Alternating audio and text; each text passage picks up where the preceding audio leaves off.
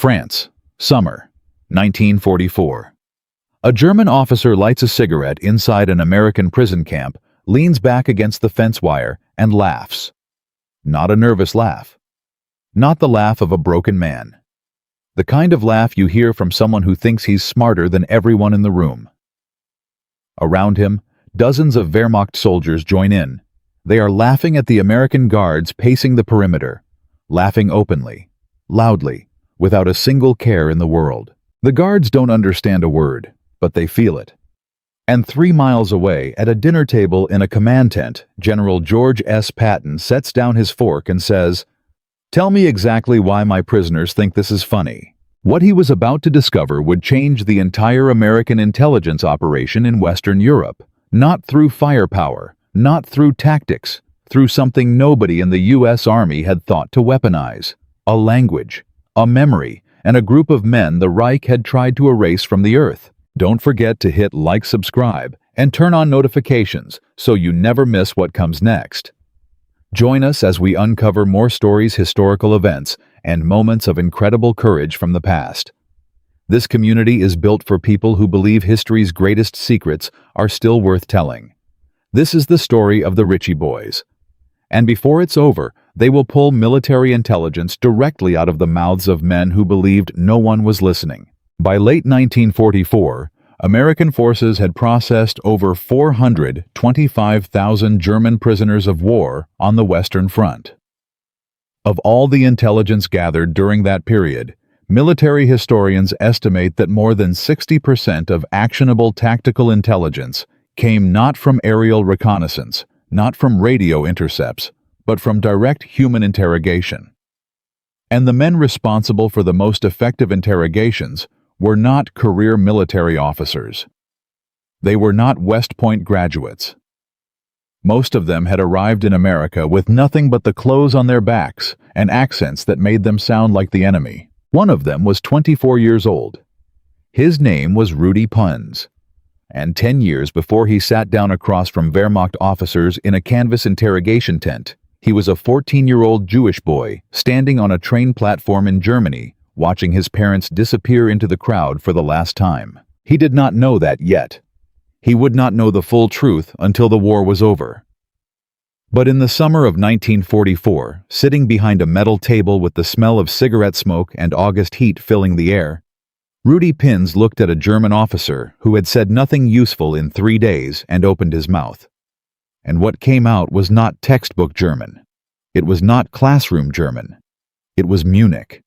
It was the sound of beer halls and market mornings and Prussian drilling grounds.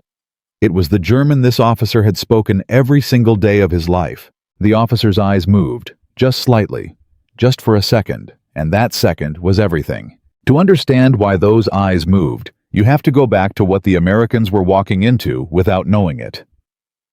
The summer of 1944 was on paper a season of American triumph. Patton's Third Army had broken out of Normandy and was tearing through France at a pace that stunned everyone, including the Germans. Towns were falling, roads were opening. German units were surrendering by the thousands. From the outside, it looked like collapse.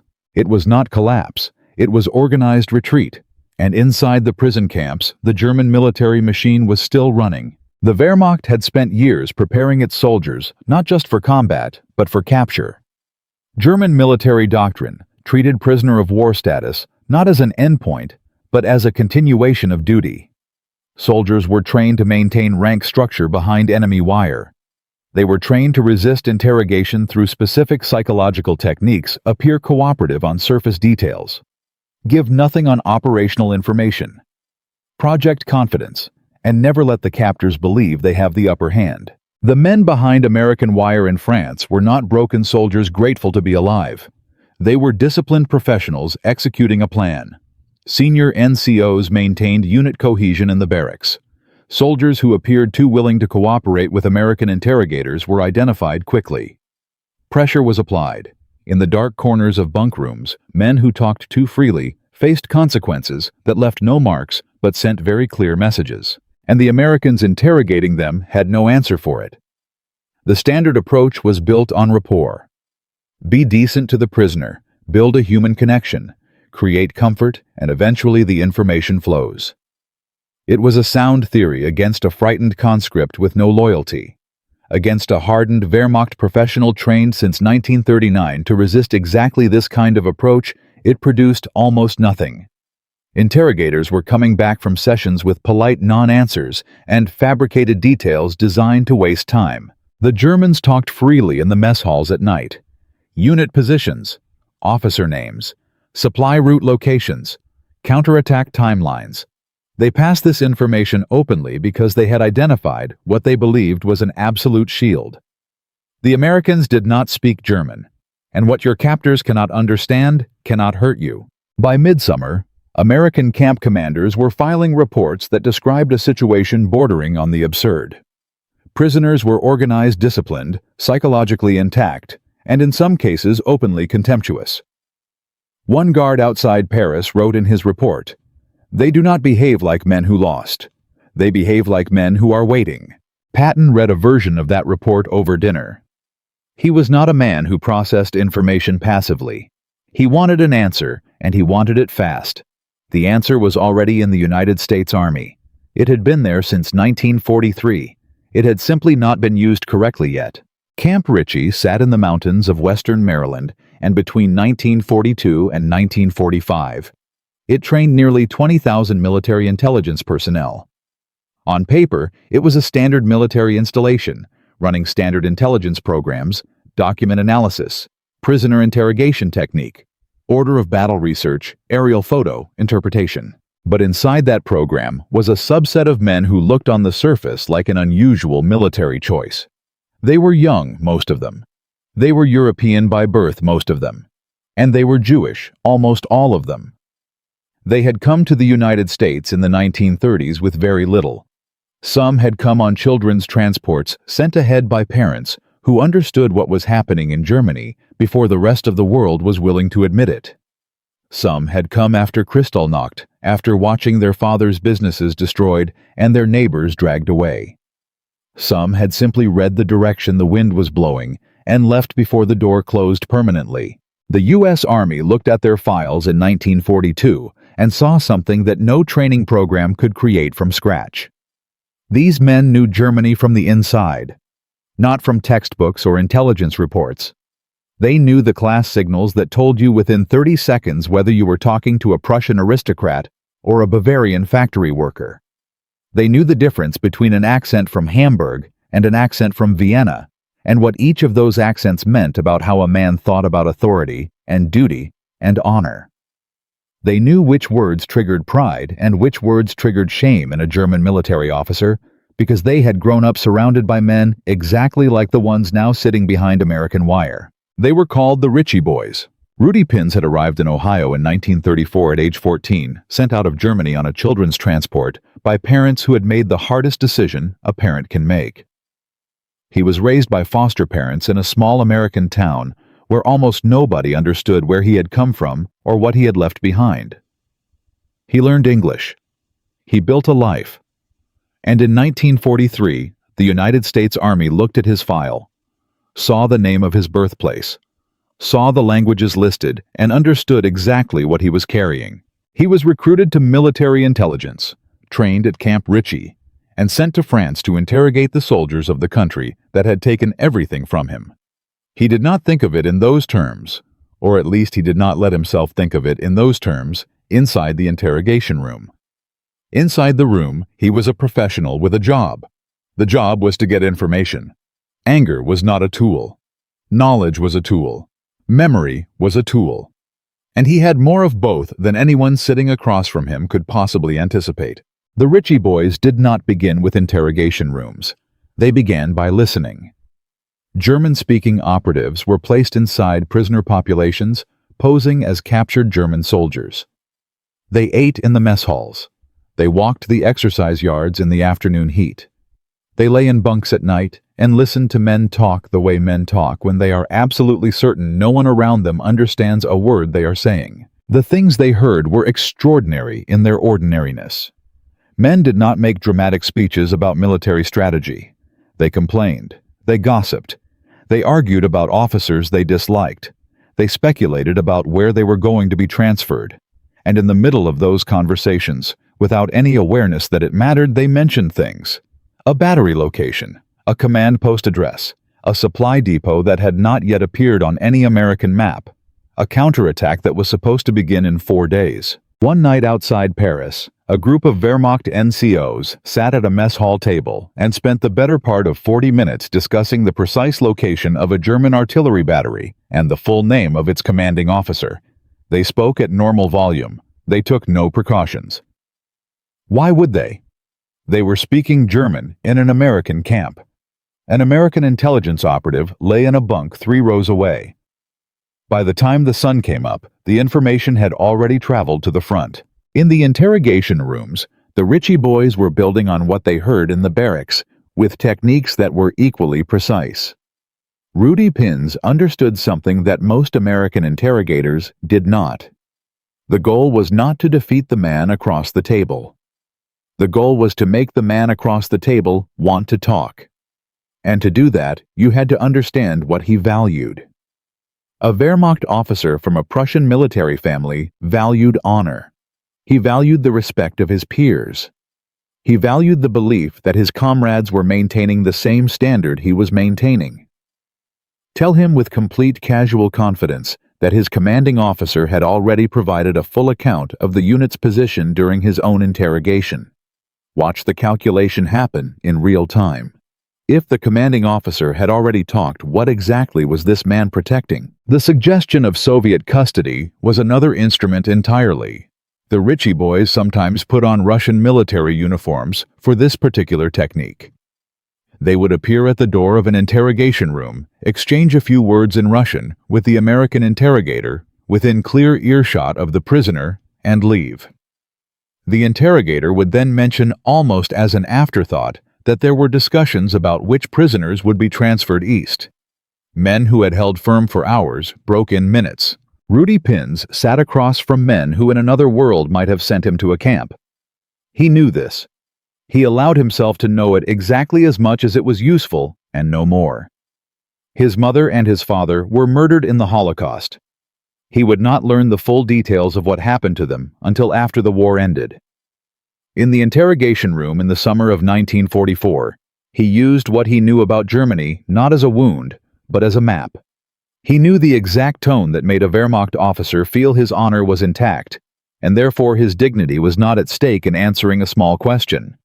He knew the exact implication that suggested everyone else had already given up the same information, so resistance was now purely personal stubbornness rather than military duty. He asked the right questions in the right dialect, with the right weight on the right words, and they answered. But the true moment of rupture, the moment that changed everything in those camps, was not in an interrogation room.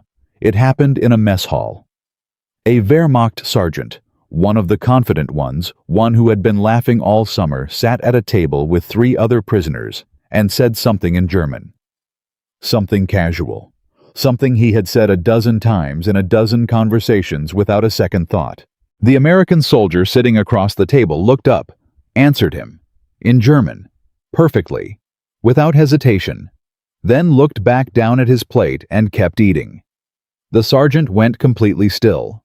His cigarette burned down to his fingers. He did not notice. He looked at the man beside him. That man had heard it too. Neither of them spoke. Across the mess hall, another prisoner caught the look passing between them and understood what it meant without being told. The silence moved through the room without a word being spoken, and with it moved the sudden, devastating realization. Every conversation in every mess hall, every name mentioned in every bunk room, every piece of information exchanged freely in the language they had believed was a wall between them and the people watching them. All of it. Heard, understood, already gone. By late 1944, the results were measurable in a way that military commanders could not ignore. Artillery positions were being identified before the guns could be moved to new locations. Command posts were being located hours before conventional aerial reconnaissance would have found them. Supply routes that had operated without interruption for months were suddenly under attack. The intelligence was flowing at a rate and with a precision that the standard interrogation program had never come close to producing. In the camps themselves, something else was happening. The laughter stopped. Not all at once, not dramatically. Prisoner by prisoner, the easy confidence that had defined those camps through the summer began to drain away. Men who had spent months talking freely in the barracks began watching what they said. Watching who was nearby. Watching in a way they had never needed to watch before, because they had never needed to before. The Americans had not become more brutal. They had become more precise. And precision, it turned out, was the one thing the German prisoner resistance had never been designed to withstand. But here is what you do not know yet. The program that produced these results, the one that broke the silence in those camps, was about to face something it had not been built for, because the intelligence coming out of France was pointing towards something on the horizon. Something larger. Something that would require the Ritchie boys to operate not in prison camps, but directly behind enemy lines in Germany itself in the final months of the war, in conditions that made a canvas tent outside Paris look like absolute safety. And one of them was going to walk into the city where he was born. In Part 2, we go inside the operation that sent American intelligence operatives into the heart of the collapsing Reich, into the cities they had fled as children, into the ruins of the world that had tried to destroy them. And we follow what happened when the interrogators became the ones in danger. In the summer of 1944, a group of men who had fled Germany as children walked back into the war as Americans. They broke the silence inside Patton's prison camps. They pulled military intelligence out of conversations German officers believed were private. Artillery positions located. Command posts found. And the laughter, that open, contemptuous laughter that had echoed through those camps all summer, stopped. But what happened next, nobody had planned for. Because the intelligence coming out of France was so precise, so operationally valuable, that the question was no longer whether the Ritchie boys worked. The question became something far more dangerous. How far could they be pushed? And the men who controlled the answer to that question were not the ones who had seen the results up close. They were the ones sitting behind desks in Washington, who had never heard German spoken with a Munich accent, who had never watched a Wehrmacht officer's eyes move in the half-second before his composure returned. In the fall of 1944, there were over 2,000 trained German-speaking intelligence operatives in the U.S. Army. Fewer than 400 were deployed at the front in active interrogation roles. The rest were processing paperwork in rear area camps. The gap between what the program could do and what it was being allowed to do was not a resource problem. It was a decision problem. And the decision belonged to men who did not believe in it. Colonel Frederick Sharp had served in military intelligence since 1936. He had built his career on signals interception and document analysis, on the idea that the most reliable intelligence came from things that could not lie: intercepted radio traffic, captured maps, decoded orders. Human intelligence, in his view, was inherently contaminated. A prisoner telling you something was always a prisoner telling you something for a reason, and that reason was never your benefit.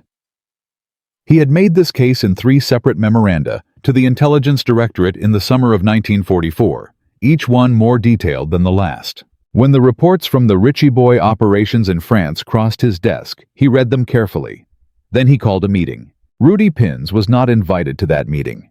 He heard about it afterward, the way junior officers always hear about decisions that affect them: incomplete, late, and already final. What he was told was that Colonel Sharp had expressed serious reservations about the expansion of the human interrogation program and had recommended that additional Ritchie boy deployments be suspended pending a formal review of methodology and source reliability. The review would take 60 days. 60 days. In the fall of 1944, with the Western Front moving by the hour. The man who told Rudy Pins this was Captain Harold Glasser, who ran the interrogation unit attached to Patton's Third Army, and who had watched the program produce results that still surprised him even after months of seeing it work. Glasser was not a diplomat. He had a precise vocabulary for situations he found unacceptable. "Sharp has never been closer to the front than Versailles," Glasser said. "He thinks a prisoner who tells you something is automatically lying. You know what that logic produces? Nothing. 60 days of nothing while the Germans reorganize. Rudy Pins said nothing. He had learned in the interrogation room that the person who speaks first loses the initiative. Glasser looked at him. I need you to be in a room with someone who can override Sharp. And I need you to show them what this program actually does, not what it says on paper it does.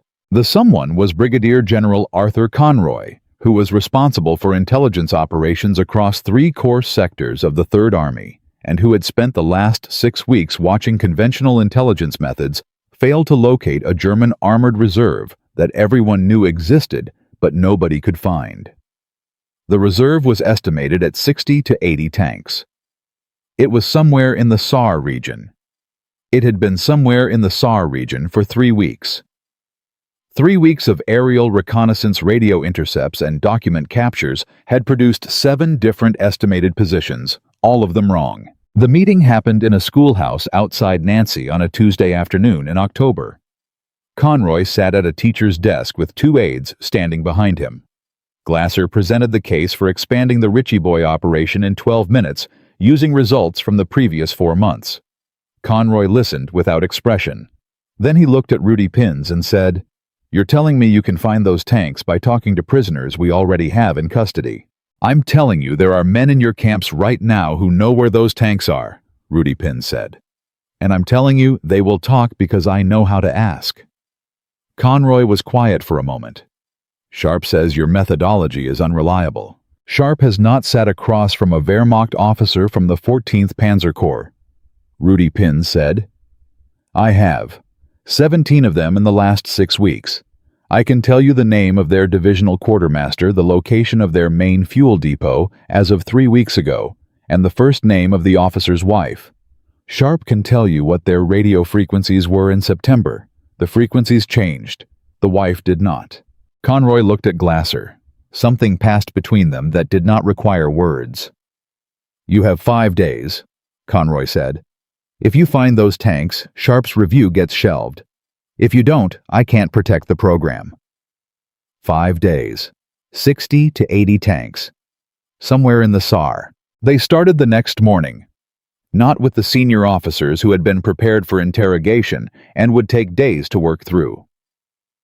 They started with the enlisted men, the mechanics, the supply drivers, the radio operators, who had been in that reserve formation and who had talked freely in the barracks for weeks, because they were enlisted men talking to other enlisted men, and nobody had been listening carefully enough. Within 24 hours, Rudy Pins had the name of a village.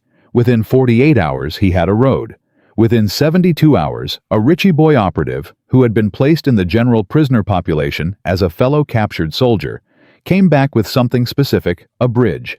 A particular bridge over a particular tributary of the Saar River with a particular cluster of farm buildings on the eastern bank that had been requisitioned by a Panzer headquarters element approximately 3 weeks prior. The coordinates went up the chain.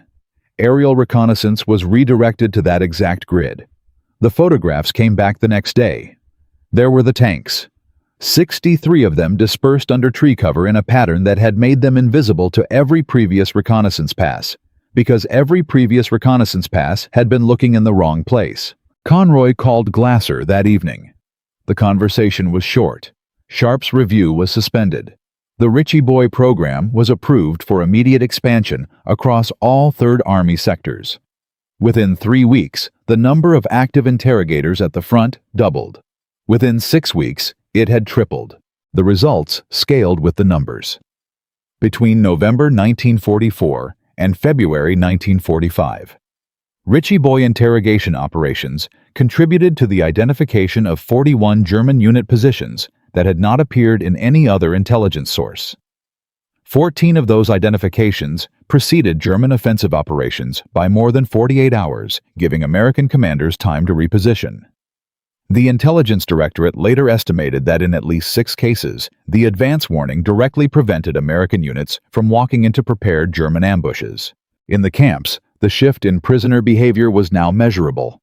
Men who had been talking freely 2 months earlier were not talking at all. The easy confidence was gone. What replaced it was not fear exactly, but something more corrosive uncertainty. A German prisoner, who did not know which of the people around him spoke German, who did not know which conversations had already been heard, who did not know what his fellow prisoners had already said. In interrogation rooms was a prisoner who could not trust his own silence to protect him. Uncertainty is more effective than pressure. Pressure can be resisted. Uncertainty cannot be trained against.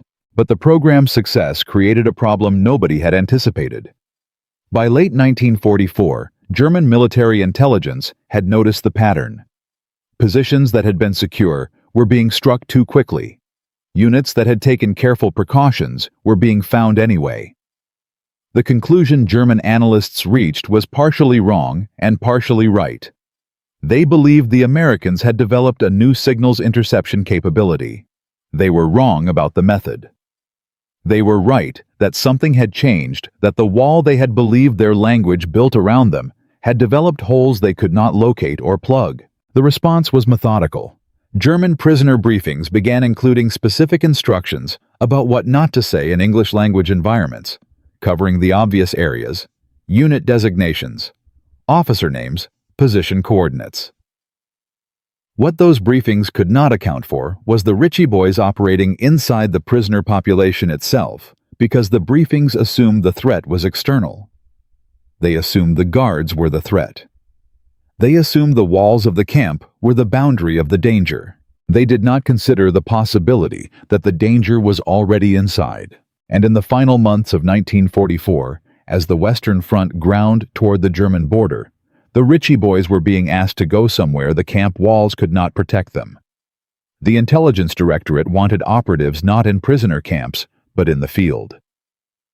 In the towns the Americans were taking hour by hour. In the buildings where German headquarters units had been operating until 30 minutes before American forces arrived. In the documents, the filing cabinets, the personal letters left behind by officers who had retreated too fast to destroy everything. And some of them were being asked to go into Germany itself, into the cities they had fled as children, into the streets where they had grown up, into a country that had stripped them of their names, their citizenship, and in many cases, their families. The question was no longer whether the Ritchie boys could extract intelligence from men behind wire. The question was what happened when there was no wire, when the man across the table was not a prisoner but a civilian who might or might not be who he claimed, when the wrong answer to the wrong question could end everything. Rudy Pins had sat across from men who wanted to say nothing and made them talk. What came next required something different. It required walking into rooms where nobody knew who he was, in a country that would have killed him for being exactly who he was, and doing it without a single mistake. In Part 3, we follow the Ritchie boys across the German border into the final collapse of the Reich, and into the moments that none of them ever fully described even 60 years later. Because some of what they found in those buildings, in those files, in those final weeks of the war, was not intelligence. It was evidence. And evidence of what the Reich had actually done was something no training at Camp Ritchie had prepared any of them to carry. They started in prison camps outside Paris. They listened through mess hall conversations and midnight bunk room whispers. They found 63 tanks the entire Allied intelligence apparatus had missed for 3 weeks. And when Colonel Sharp's review was shelved and the program was approved for full expansion, the Ritchie boys stopped being an experiment. They became a weapon. By January 1945, the Western Front had shifted. The German army had launched its last major offensive through the Ardennes in December, and it had failed. Now the Reich was contracting. American forces were pushing toward the German border, and the Ritchie boys were moving with them, no longer behind wire, no longer in controlled camp environments, but forward, into the towns, into the buildings, into Germany itself. What German military intelligence concluded about this period tells you everything. In January 1945, German Army Group B issued an internal assessment warning that American interrogation capabilities had reached a level that represented a fundamental operational security threat. The document described with considerable accuracy the use of German-speaking operatives embedded in prisoner populations. It was 3 months too late. The German response was methodical and, in its own way, impressive. New prisoner briefings went out across every unit still capable of receiving orders. Soldiers were told to assume that any person around them in captivity might be American intelligence. They were told to discuss nothing operational under any circumstances. They were told to treat silence as the only safe default. It worked partially. The casual mess hall conversations that had produced so much intelligence through the summer and fall became rarer. Men who had talked freely in August were watching their words by February. The low-hanging intelligence that had fallen so easily in France required more effort to extract in Germany. But the briefings contained a critical miscalculation. They focused almost entirely on prisoner camp environments, on the assumption that the threat was behind the wire. They did not account for what the Ritchie boys were doing in the towns. In the buildings, German headquarters units had occupied until hours before American forces arrived. In the documents left behind in the retreat, German losses from intelligence-driven American operations increased 40% between November 1944 and February 1945, compared to the preceding 3 months. Artillery positions were being struck faster than they could be relocated. Command posts were being identified and targeted within hours of becoming operational. The German defensive line that military planners had expected to hold for weeks was collapsing in days. The cause from the German side remained only partially understood. They knew something had changed. They did not know precisely what or precisely how to stop it. Then came a different kind of problem, and it came from inside. In February 1945, a Ritchie boy operative working in a forward interrogation unit outside Trier made an identification error. A civilian presented as a local farmer was processed through and released. 48 hours later, information from that interview appeared to have reached a German artillery unit, which repositioned before an American strike that had been planned around its assumed location. The strike hit empty ground. The investigation that followed was fast and inconclusive. It could not be determined with certainty that the civilian had been an intelligence operative or that the information leak had come from the interrogation rather than another source. But the damage to the program's internal credibility was real. 3 senior officers who had been skeptical of the Ritchie boy expansion since the Sharp Review used the incident to reopen questions about methodology and oversight. A meeting was called. Depositions were taken. Glasser spent 2 days defending operational procedures he had built from nothing in conditions that would have broken most career officers. Rudy Pins was not in those meetings. He was 90 miles east in a schoolhouse in a German village whose name he would not record in any document doing work that was considerably more difficult than anything a conference room in Nancy could produce. He was sitting across from a German civilian administrator who claimed to know nothing about the SS garrison that had been using the town as a logistics hub for 6 weeks. Rudy Pins knew the man was lying. He knew because of how the man held his hands, because of the specific dialect he used when he was fabricating, versus when he was recalling, because of things that could not be taught in a training manual and could not be explained in a deposition. The man talked. It took 4 hours. But he talked.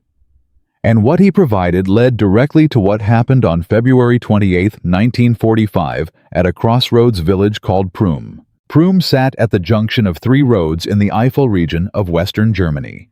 In the winter of 1945, it was being used by elements of the German 5th Panzer Army as a forward coordination point for what remained of their armored reserve in that sector. American intelligence had known a German armored element was operating somewhere in the Eifel for 2 weeks. They had not known exactly where or how large or which roads it was using to move at night. The civilian administrator talked. He gave a road. He gave a schedule. He gave a location. February 28th, 0400 hours. The temperature is below freezing. Snow on the roads, ice on the culverts. An American artillery unit receives coordinates. The coordinates are specific.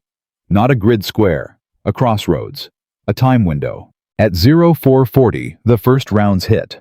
The target is a column of German vehicles that has stopped at that crossroads to reorganize before continuing east. The column is there because it always stops there because the road conditions east of Prüm require daylight to navigate safely, because this crossroads is where the schedule says to stop. The schedule came from a civilian administrator who claimed to know nothing. The first salvo is accurate. The second is adjusted. The German column does not have time to disperse. Vehicles are burning within 90 seconds of the first impact. By 0510, American forward observers are reporting a secondary explosion that indicates an ammunition vehicle. By 0530, the column has ceased to exist as a coherent unit. German records captured later put the losses at 22 vehicles, including 4 tank destroyers and a self-propelled artillery piece. Approximately 140 personnel. The engagement lasted less than an hour. No American ground forces were involved. No American aircraft. Only artillery directed by coordinates that came from a single interrogation in a schoolhouse the day before. The officer commanding the forward artillery unit filed a report that afternoon. In the section marked Intelligence Source, he wrote 3 words, Prisoner Interrogation Unit. He did not know the specifics. He did not need to. The coordinates had been accurate to within 50 meters. That was the only specification that mattered at 0440 on a February morning. Rudy Pins learned about Prüm the same way he learned about most of the operations. His work contributed to second-hand late and without the kind of detail that would allow him to feel certain about the connection. The intelligence chain was long, and the links were not always visible from either end. What he knew was that the information had gone up and that something had happened where he had said something would happen. He did not celebrate. He wrote in his field notes that evening, then went to sleep on a cot in the corner of the schoolhouse. There was another interview in the morning. Prüm was not the largest result the Richie Boy program produced. It was not the most strategically significant. But it was representative of something that was happening across the entire Western Front through the final months of the war. A systematic, grinding, precise degradation of German operational capability that did not come from superior firepower or superior numbers. It came from superior information, extracted conversation by conversation, room by room, from men who believed their language protected them, and from documents left behind by commanders who had retreated too fast. Between January and May 1945, Richie Boy operations contributed intelligence that shaped operational decisions in more than 70 documented engagements on the Western Front. German prisoner cooperation rates, meaning the percentage of interrogations producing actionable intelligence, rose from under 15% in the summer of 1944 to over 40% by March 1945. Not because the prisoners became less disciplined, but because the interrogators became more precise, and because the uncertainty that precision created inside the German prisoner population made silence itself feel less safe. The German military issued 2 more internal assessments about American interrogation capabilities before the war ended. Both described the situation in terms that suggested the problem had grown beyond their ability to counter it. The second assessment, dated April 1945, contained a sentence that the program's historians would later note with some satisfaction. Translated from the original German, it read, "The Americans have found a way to make our own soldiers speak against their will and against their training, and we have not been able to determine how this is being accomplished." They had not determined how it was being accomplished because the answer was not a technology or a technique that could be decoded from an assessment document.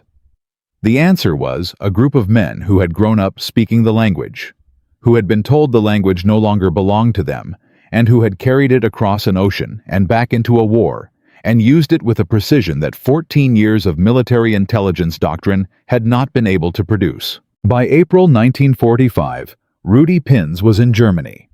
Not outside Germany in France interrogating prisoners brought back across the wire.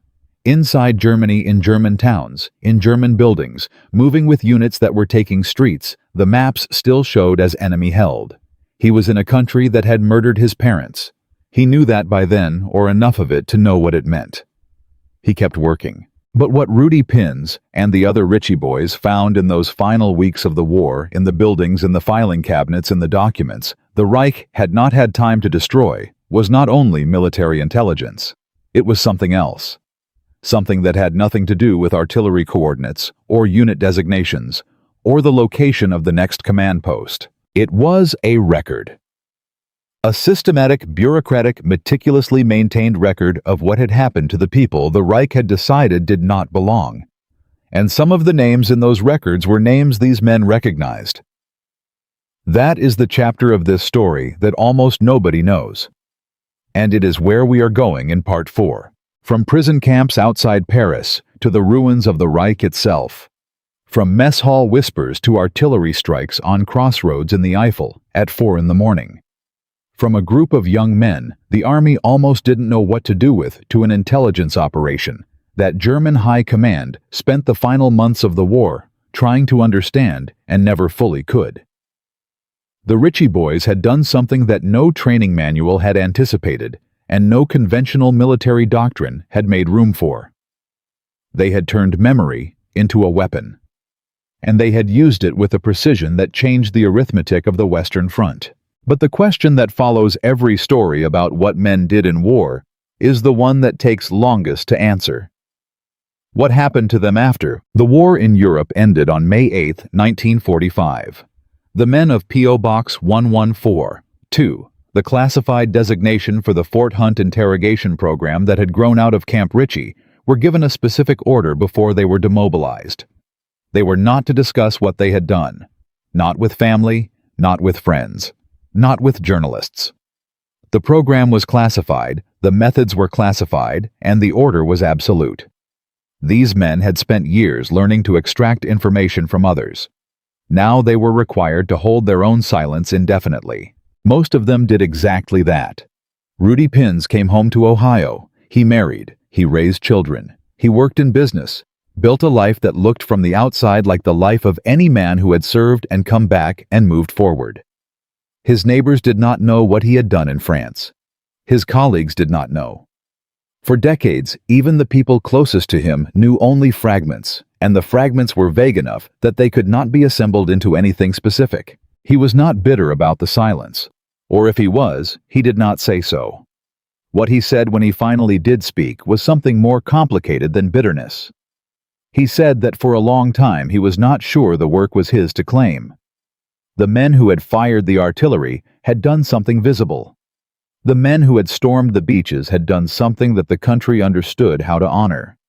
What he had done was sit in a room and talk, and the connection between that conversation and the explosion 40 miles away and 3 days later was a chain with too many invisible links for anyone outside the program to follow. He carried that for 60 years. What Rudy Pins found in Germany in those final weeks in the buildings and filing cabinets of the collapsing Reich settled into him in a way that the interrogation work did not. The military intelligence was urgent and actionable. The records were neither. The records were names, addresses, dates. The bureaucratic language of systematic murder, written in the German he had spoken as a child, describing what had happened to people he had known and people he had not known, and people whose names appeared on documents in a handwriting that was careful and neat and completely without feeling. His parents' names were in those records. He found confirmation of what had happened to them in the files of a country he had helped defeat. He did not speak about this publicly for more than 50 years.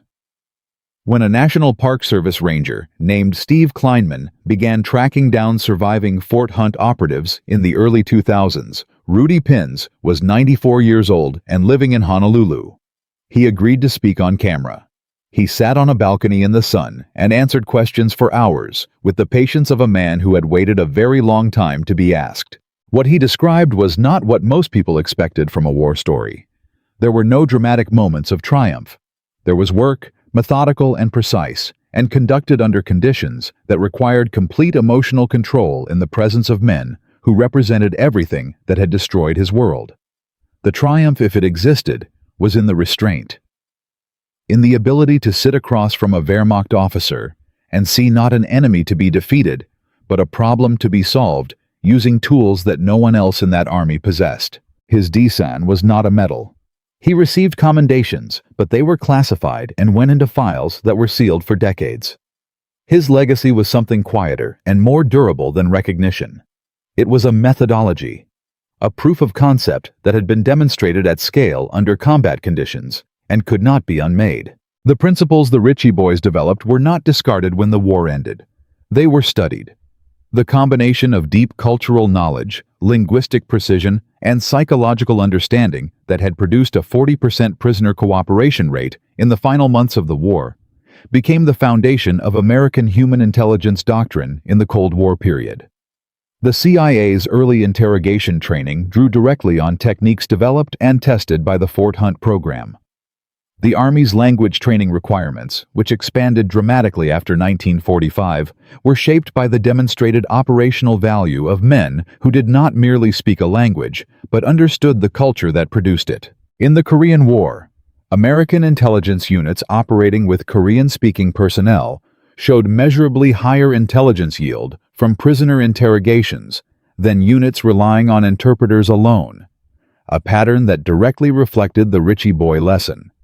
In Vietnam, the absence of deep cultural and linguistic knowledge among American intelligence personnel was identified in multiple post-war analyses as a critical operational gap, the exact gap the Richie Boys had filled in Europe, and its absence in Southeast Asia contributed to intelligence failures that shaped the course of that conflict in ways that are still debated. The total number of Richie Boys who served in active intelligence roles in the European theater is estimated at approximately 1,900 men. Military historians who have studied the program calculate that their collective work contributed to intelligence that shaped the outcome of more than 100 operational engagements between 1944 and 1945. The program's own internal assessment, declassified in 2006, estimated that Richie Boy operations shortened the campaign in Western Europe by a minimum of several weeks, reducing American casualties by a figure the document listed as substantial, but declined to quantify precisely because the mathematics of lives not lost in battles that ended sooner than they would have otherwise is not a calculation any honest analyst will claim to make with certainty. What can be said with certainty is this: 60% of actionable tactical intelligence on the Western Front in the final year of the war came from human interrogation. The men most responsible for that intelligence were refugees. Men the Reich had stripped of everything and expelled, who had come back with the one thing the Reich could not take because it lived inside them: the language, the memory, the knowledge of exactly how a Prussian officer thought about honor, and exactly what word in exactly what tone would make him decide that talking was not surrender, but simply reality. The lesson that emerges from this is not primarily about intelligence methodology, though the methodology matters. It is about where capability actually lives in a human organization. The United States Army in 1942 had access to approximately 10,000 German Jewish refugees of military age who had native-level German language skills and deep cultural knowledge of exactly the society they were now at war with. The Army's initial response to this resource was uncertain and slow. The established intelligence doctrine did not have a category for what these men represented. They did not fit the existing model of what a military intelligence asset looked like. Colonel Sharp's instinct, the instinct that nearly delayed the program's expansion at the critical moment in the fall of 1944, was not unusual or unreasonable within the framework of how military institutions evaluate capability. It was the standard institutional response to something that does not match the existing template skepticism, procedural review, demand for proof within established metrics. The problem with that response is that the most valuable capabilities are often the ones that do not match existing templates, because existing templates were built around existing capabilities and existing threats, not around what is coming next. The Richie Boys were not the only example of this dynamic in the Second World War. The codebreakers at Bletchley Park were mathematicians and crossword enthusiasts and classical scholars, not signals officers. The engineers who developed radar were physicists working in academic laboratories, not military procurement contractors. The Manhattan Project drew on a community of theoretical physicists, many of them also European Jewish refugees, whose value to the war effort had not been part of any military planning document before 1941. In each case, the capability that changed the outcome came from outside the established system, carried by people. The established system had not originally known what to do with. Now for the detail that most accounts of the Richie Boys leave out: In 2007, the National Park Service completed its oral history project on the Fort Hunt interrogators. They had located and interviewed more than 40 surviving veterans of the program, men in their 80s and 90s who had maintained their silence for more than 6 decades. The interviews were recorded, transcribed, and archived. They became the primary source material for subsequent documentaries and historical studies of the program. In reviewing those transcripts, researchers found a pattern that no one had anticipated. When the surviving Ritchie boys were asked what they remembered most clearly about their interrogation work, the most common answer was not a tactical success. It was not a piece of intelligence that led to a strike, or a position identified, or an officer broken. The most common answer was a moment of ordinary human recognition across the interrogation table. A shared reference to a street in Munich. A comment about a particular kind of bread. A moment when the distance between interrogator and prisoner collapsed briefly into something that was not friendship and not sympathy, but was unmistakably recognition.